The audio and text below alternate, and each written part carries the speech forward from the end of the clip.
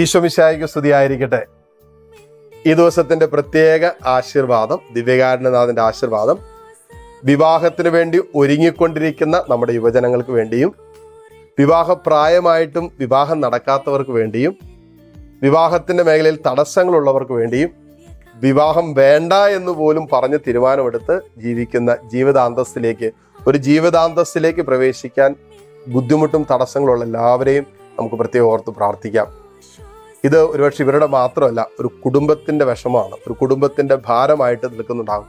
എത്രയോ മാതാപിതാക്കളുടെ വേദനയാണ് മക്കൾ പ്രായമായിട്ട് വിവാഹം കഴിക്കാതെ ഭവനങ്ങളിലായിരിക്കുന്നവർ.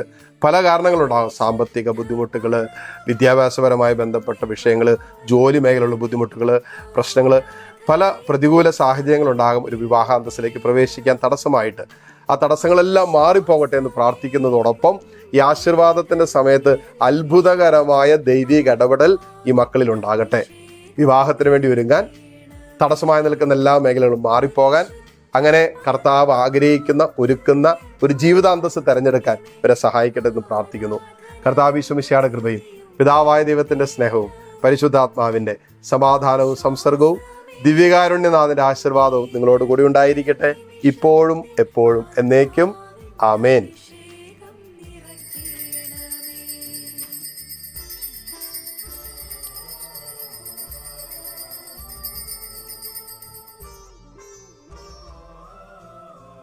ഈശോ മിശിഹായ്ക്ക് സ്തുതിയായിരിക്കട്ടെ.